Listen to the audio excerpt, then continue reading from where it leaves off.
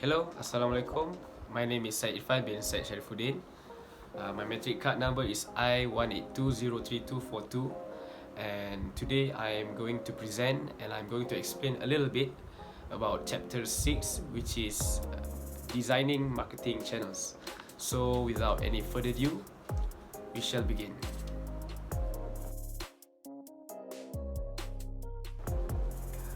So the first thing that I'm going to talk about today is channel design. Basically, channel design is presented as a decision faced by the marketer, and it includes either setting up channels from scratch or modifying existing channels. This is sometimes referred to as re-engineering the channel, and in practice is more common than setting up channels from scratch. Also, channel design has a strategic connotation, as it will be used as a strategic tool for gaining a differential advantage. So we're going to the next topic, which is who engages in channel design. To answer the question, producers and manufacturers, wholesalers and retailers all face channel design decisions. Producers and manufacturers look down the channel. Retailers will look up the channel, while wholesaler intermediaries face channel design from both perspectives. In this chapter, we will be concerned only from the perspective of producers and also the manufacturers.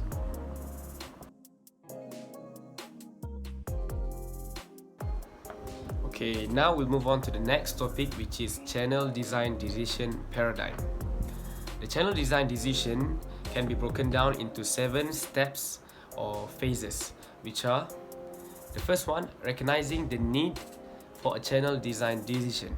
These are the most important thing that we must do in doing the channel design decision.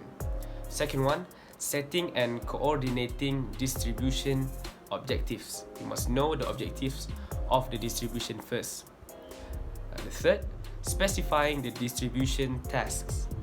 Fourth, developing possible alternative channel structures. The fifth one, evaluating the variable affecting of channel structure. 6. Choosing the best channel structure amongst all. And last but not least, selecting the channel members. So these are the steps that are most important that we must obey and we must follow during doing the channel design decision. Okay, now we'll move on to the next one, which is when to make a channel design decision. So recently we learned or we discussed about the decision steps or phases that we must follow. So now the question is, when is the right time to make a channel design decision? So I'll explain a little bit. The first one is developing a new product or product line. Second, aiming an existing product at a new market. Third one, making a major change in some other component of the marketing mix. Fourth, establishing a new firm. Fifth, adapting to changing intermediary policies that may inhibit attainment of distribution objectives. Next one, dealing with changes in availability of particular kinds of intermediaries. Next, opening up a new geographic marketing areas. Next, facing the occurrence of major environmental changes. Next, meeting the challenge of conflict or other behavioral problems. And lastly, reviewing and evaluating. So these are the steps that we must know when is the right time to make a channel design decision.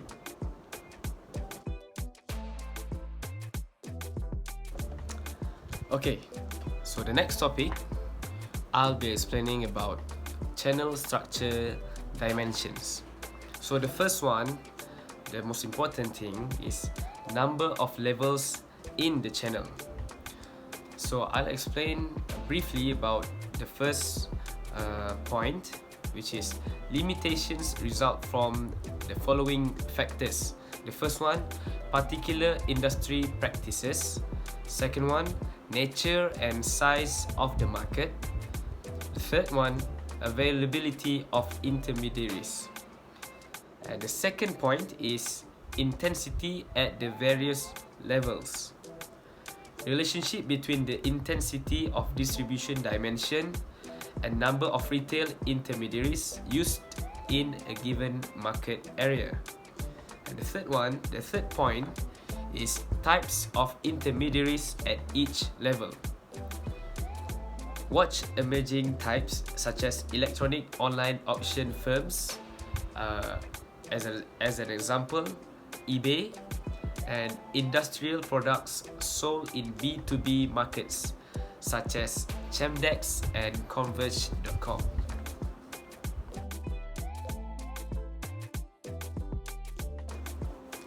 Okay, now we'll move on to the next topic, which is variables affecting channel structure. So there are several variables that are related or will affect the channel structure, so I'll be explaining to you guys one by one. So the first variables is market variables. As an example, geography such as location, size, and the distance from the producer. The second one is product variables such as bulk and weight. The third one is company variables. As an example, financial capacity. To summarize, the greater the capital, the lower the dependence on the intermediaries will be. The fourth one is intermediary variables. As an example, services. Services offered are closely related to the selection of channel members. The fifth variables is environmental variables. As an example, economic, legal, and also technological forces. And last but not least, behavioral variables. As an example, it attends to the influence of behavioral problems that can distort communications.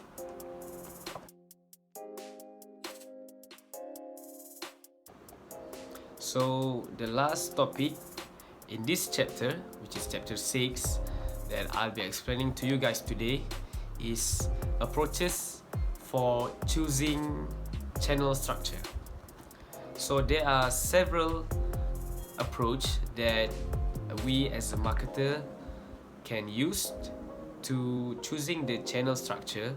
So it depends on the effectiveness and also the strategies used by the companies to make sure which one of the approach that's suitable for them, so that they can use it in the proper way to get the end product as they wanted.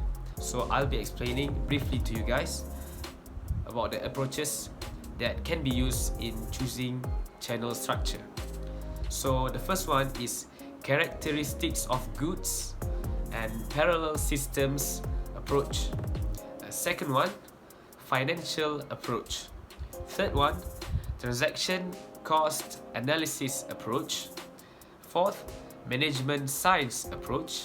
And last but not least, finally, judgmental heuristic approach. So this approach that I will be explain a little bit to you guys. The judgmental heuristic approach that can be summarized in the simple words that I can tell you guys is, if the management's ability to make sharp and clear judgments is high in a certain company, plus with the good empirical data on cost and revenues is available, then the result will be that it is possible to make highly satisfactory channel choice decisions using the judgmental and heuristic approaches. So the keyword here that I want to tell you guys is that the management is responsible and must be handled, must be managed by people that have the knowledge,